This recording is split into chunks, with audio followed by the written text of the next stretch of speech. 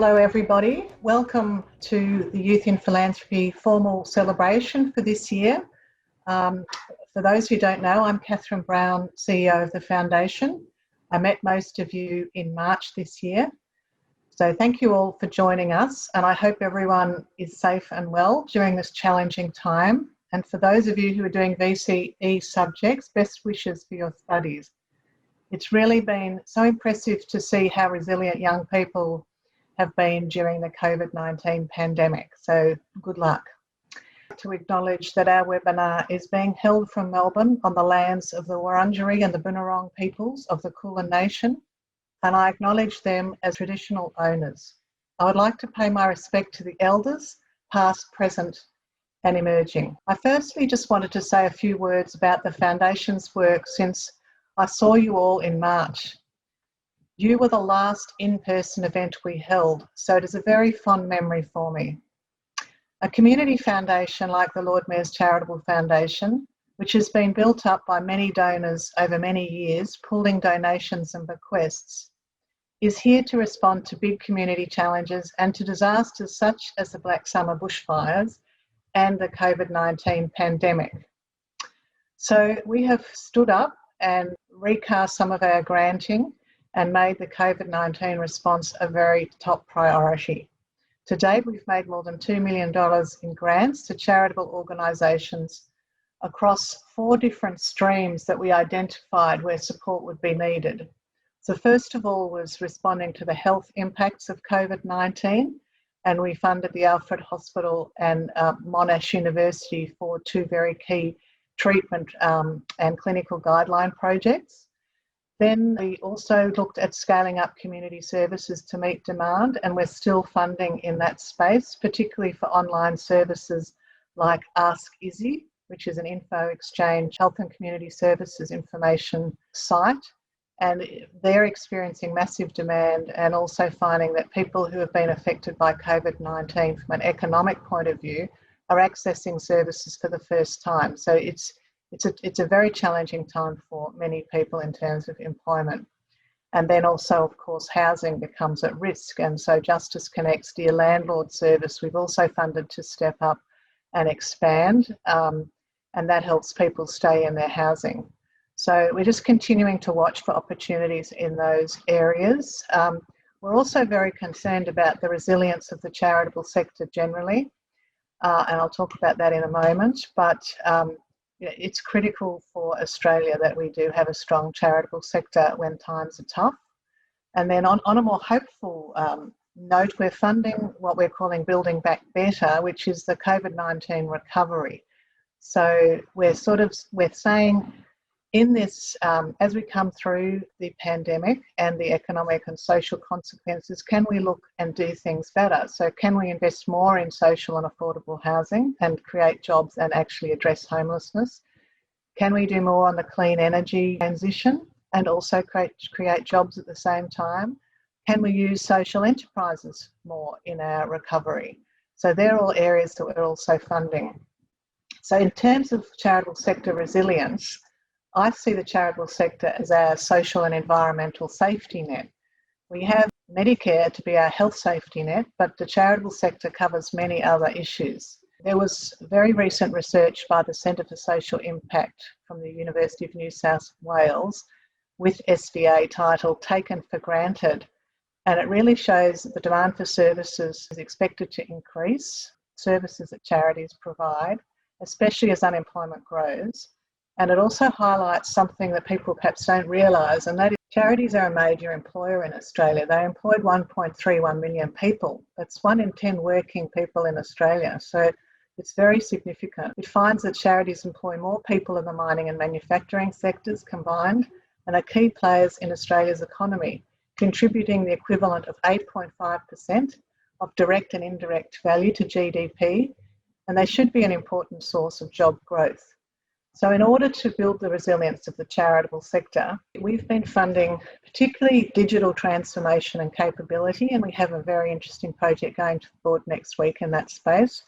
Organisational transformation, which could be changing their way they deliver services in this new environment, reducing costs through sharing services, perhaps a strategic partnership or a merger even, and then supporting leaders and supporting financial management capability. So all of these are areas we'll be funding and we'll continue to fund.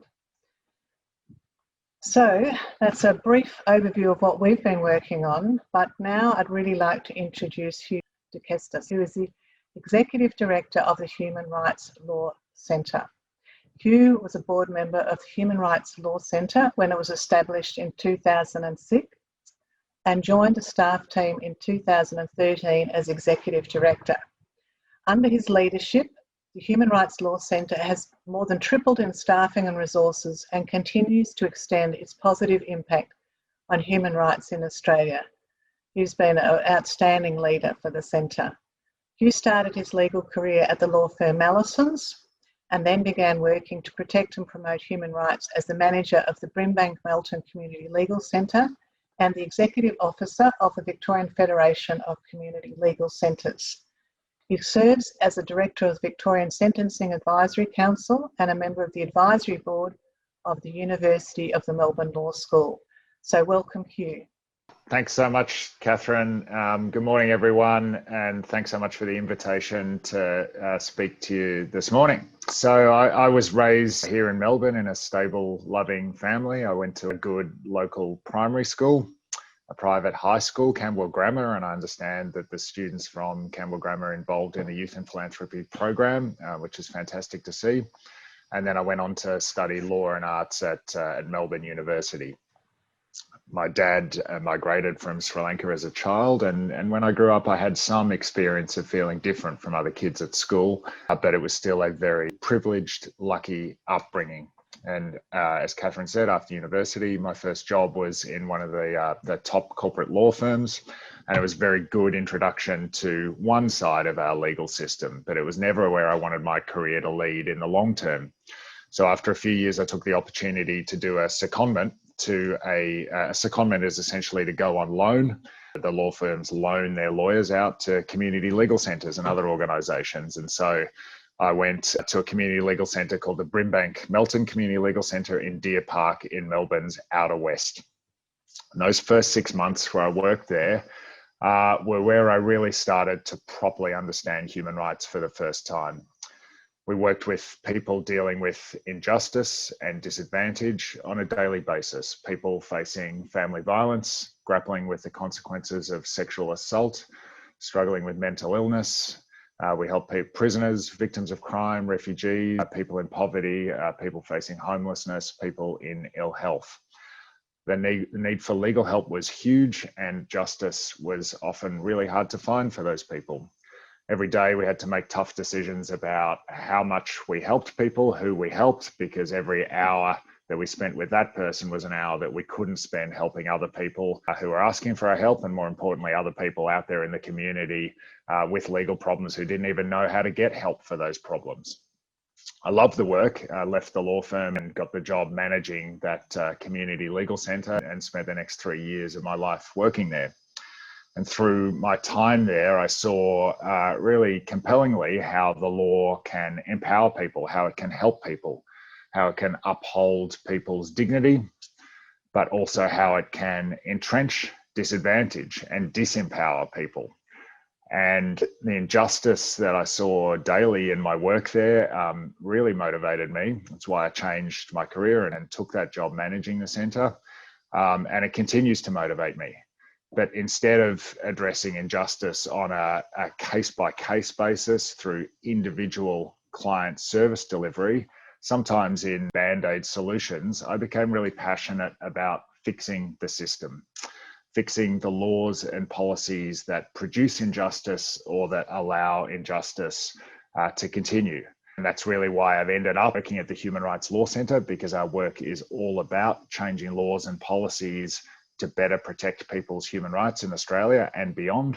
And it's also why I'm so passionate about the campaign for an Australian Charter of Human Rights and Freedoms. And that's what I'm going to talk to you about this morning. So to understand why we need a Charter of Rights in Australia, you have to understand human rights.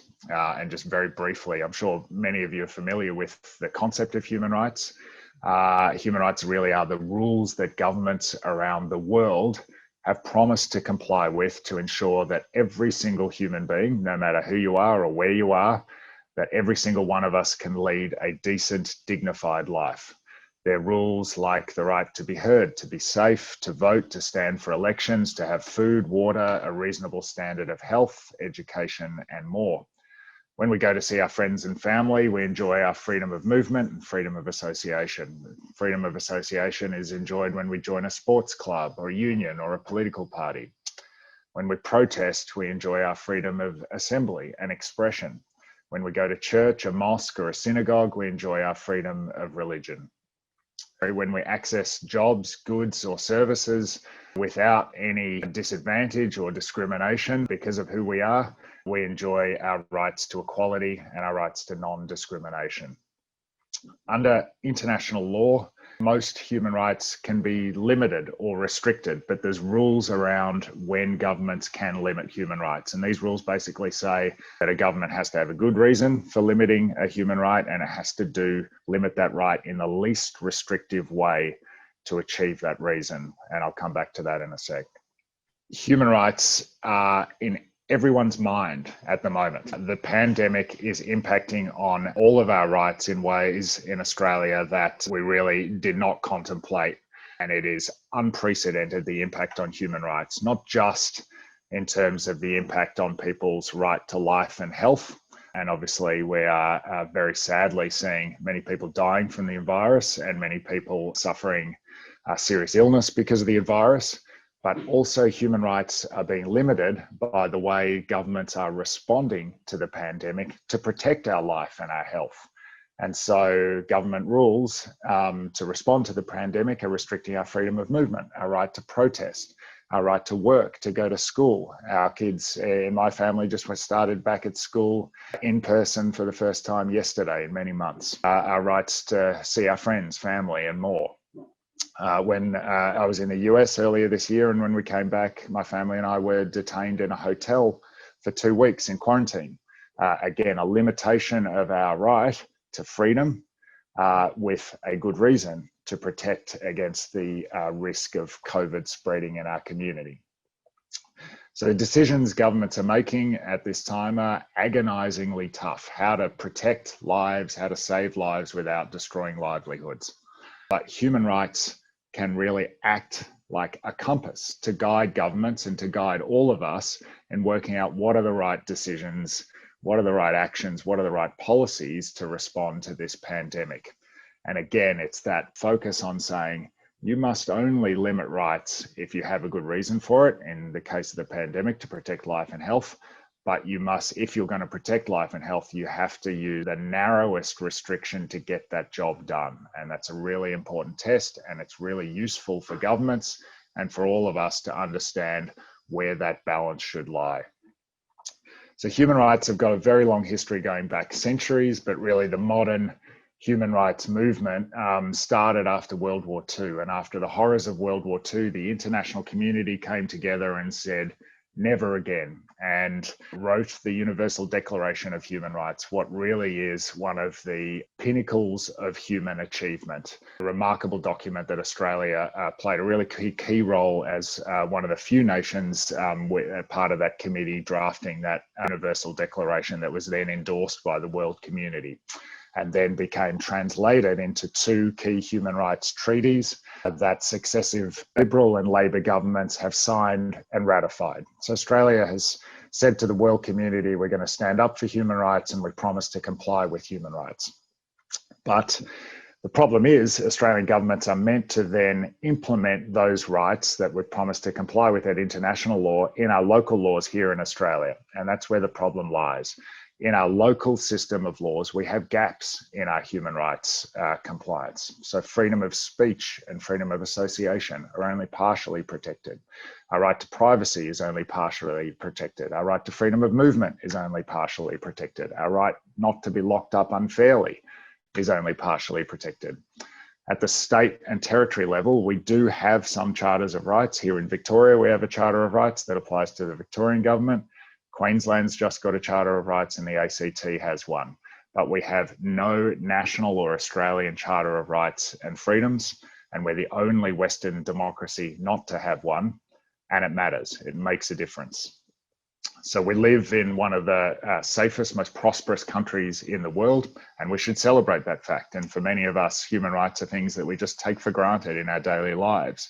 The pandemic, I think, is changing that. But certainly when you look over our history, that stability, that prosperity, that safety has not been shared by all people all the time in Australia. And governments in Australia have abused rights, from the shameful treatment of Aboriginal and Torres Strait Islander people, to the criminalisation of homosexuality, to entrenched discrimination against women, the White Australia policy, and more. There are many cases where Australia has failed on human rights and where Australia continues to fail on human rights. For many people in Australia, human rights are part of a sometimes daily struggle for dignity, for respect, for freedom and equality. If you're living with a violent partner, human rights matter. If you're being bullied at school for being gay, lesbian, or transgender, human rights matter. If you're a migrant being racially abused on public transport, human rights matter. If you're one of the thousands of young people with disability forced to live in old age homes, human rights matter. If you're an Aboriginal or Torres Strait Islander child being locked up in jails at 26 times the rate of non-Indigenous kids, then human rights matter. And if you're a refugee still being held after more than 7 years indefinitely in Papua New Guinea or Nauru, then human rights matter. Sadly, there are far too many cases still in Australia where we are failing on human rights. And we see this every day in our work at the Human Rights Law Centre. An Australian Charter of Human Rights and Freedoms would help to address this. It would help to better protect all of our human rights and help to fill those gaps in the system of protecting our human rights in our laws in Australia. It would help to ensure that government follows the rules that it's promised to comply with under international law. And it would build a culture of respecting rights, of respecting the values that we all care about, like compassion, fairness, equality, dignity, and respect. There's different models that a charter could take. Our campaign is calling for a legislative charter of rights based on the model in the UK and New Zealand and Queensland, ACT and Victoria. And this would give a bigger role for Parliament, for government and our courts in protecting human rights. And a charter would do two key things. It would require Australian government bodies like government departments, federal police, Medicare, Centrelink, and more to properly consider and act compatibly with human rights when developing laws and policies and delivering services. It would force them to think about human rights before they act. Secondly, and importantly, it would give people the power to take action if governments cross the line and breach our human rights. Momentum for a national charter is building. We've got a good campaign running. There's charters in the ACT, Victoria, Queensland's charter just came into force just this year, and we're already seeing the positive impact of that charter.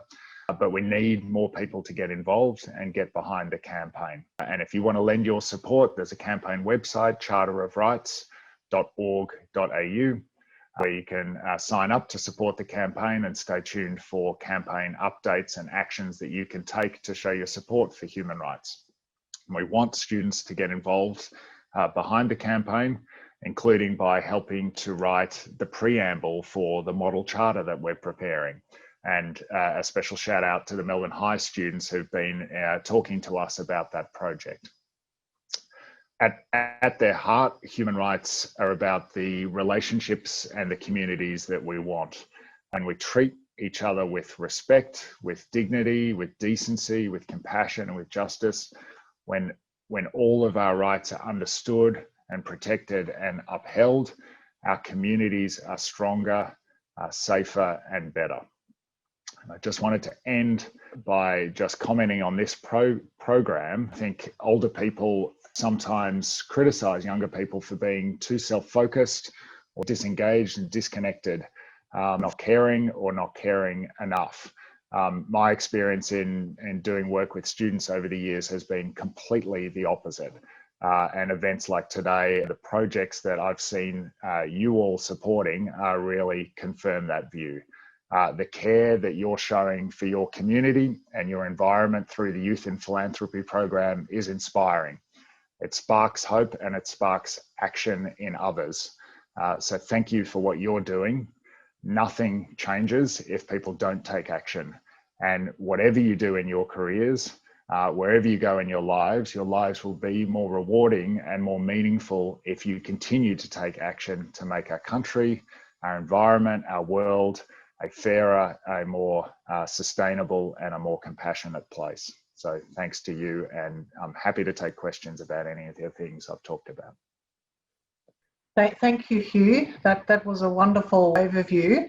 We've got a time for questions and answers now, so people can use the Q&A tool. I'll just start with my first question just to sort of get the ball rolling.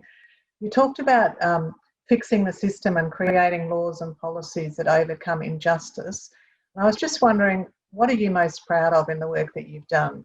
You know, is there one thing that you think we really made a massive difference there? I mean, I know there are many, but I mean, is there something that you'd really like to share where you feel proud about it? Yeah, the one of the cases, well, there was a number of cases that we ran around the imprisonment of kids as young as 15 in an adult prison here in Victoria. And we ran cases that ultimately stopped the Victorian government from locking children up in those conditions. And I went down to the prison, I spoke to the children and who were there, and the conditions were horrible. Every bit of research says that if you lock kids up in conditions that are inhumane, then it's not going to put people on the right path to get their lives back on track.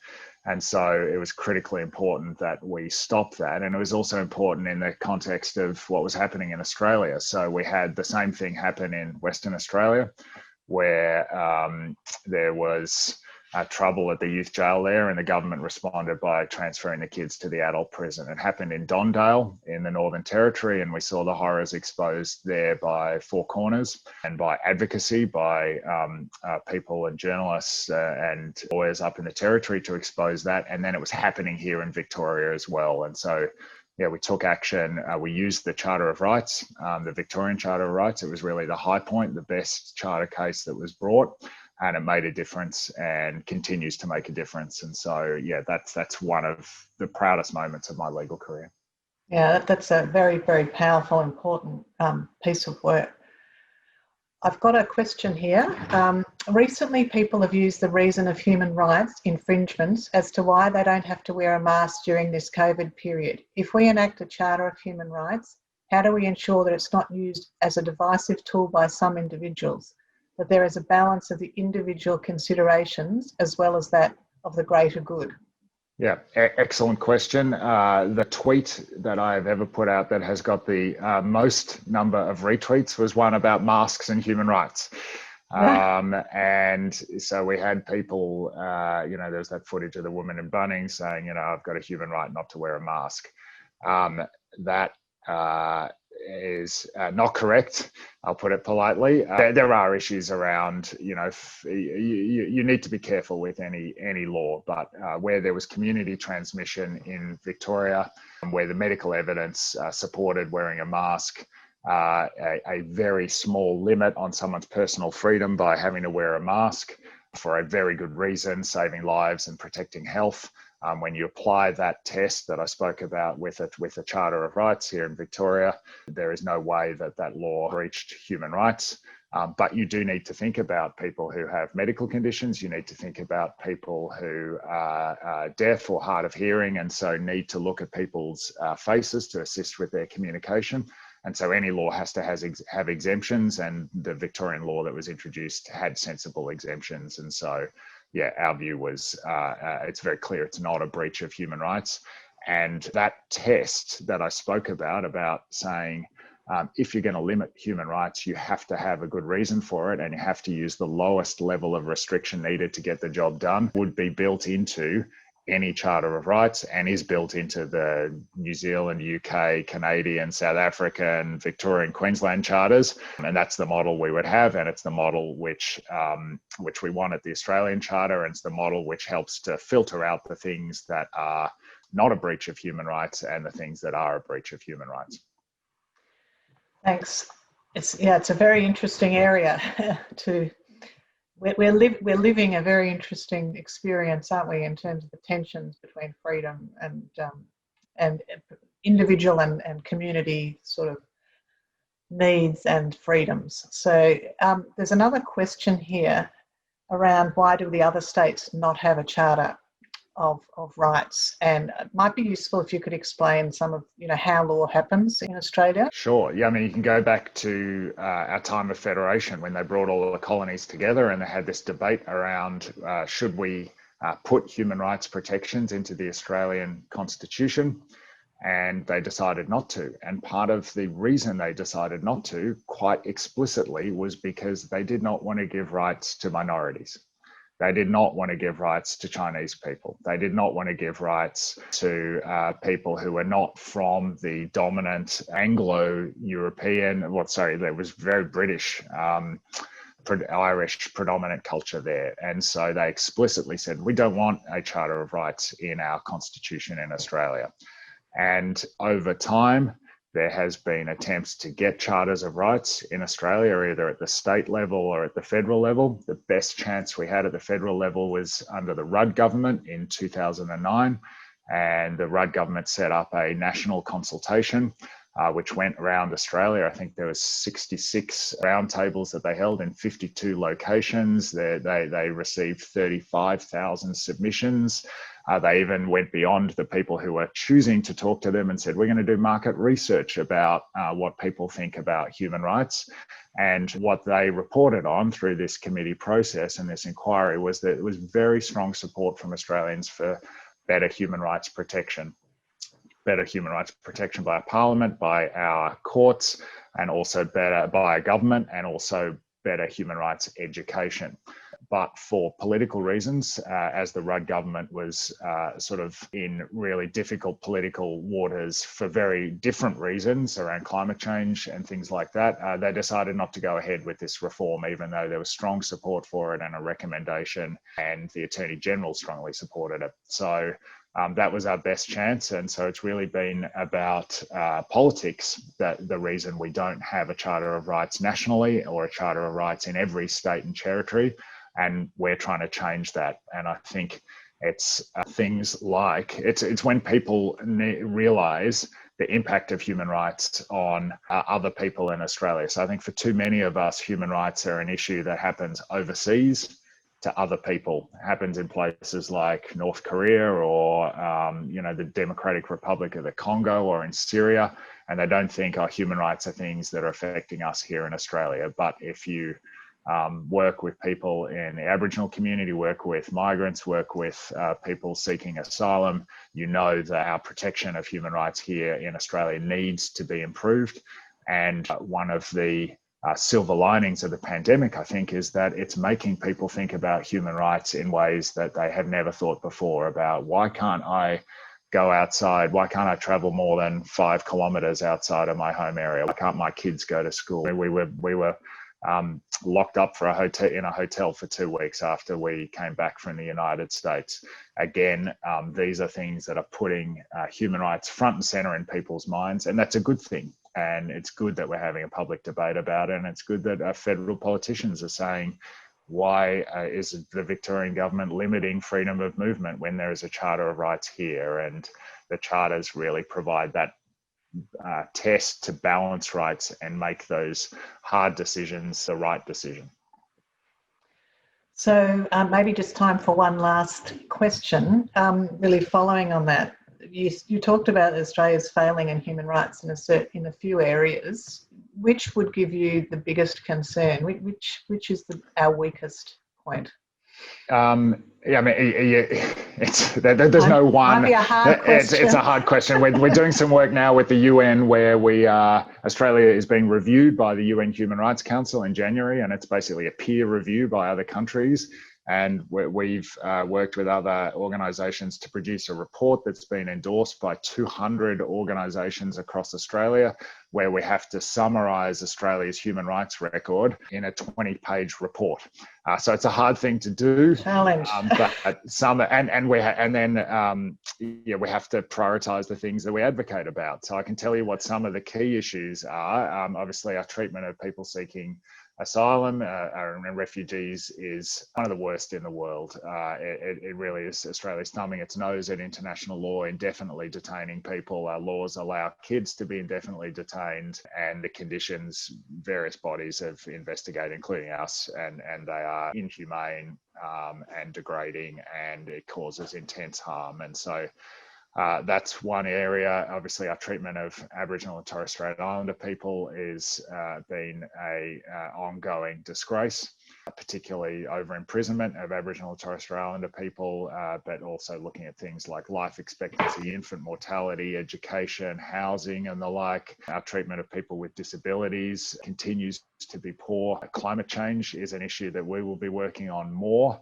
As an environmental issue, but also an issue that will have and is having intense impacts on people's human rights. And so they're some of the key issues that we will be highlighting. And just one issue, just because it relates to people of school age, is the need to raise the age of criminal responsibility in Australia. So Australian laws allow kids as young as 10. My son is 10. I'm sitting in his bedroom right now.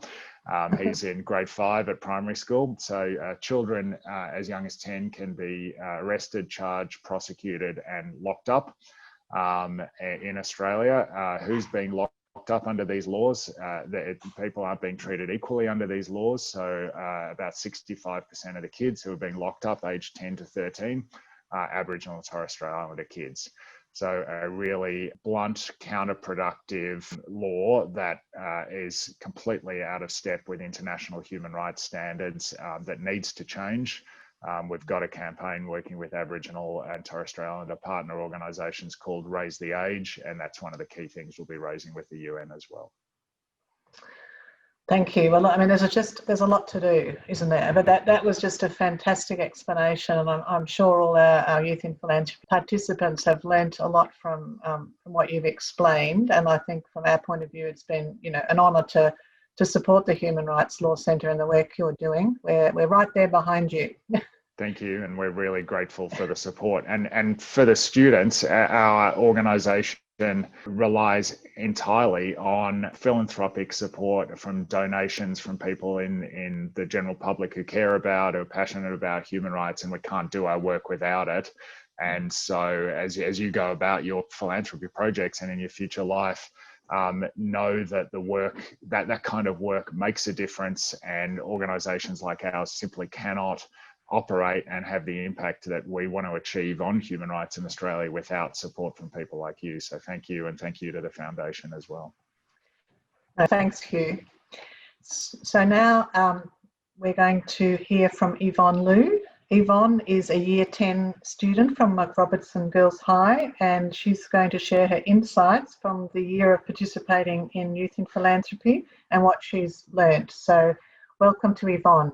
Yeah, thank you to Catherine. On behalf of the Macrob Youth in Philanthropy Committee, I'd firstly like to thank the Lord Mayor's Charitable Foundation and our mentor Gary and our teacher Ms. Turek for supporting us in this process.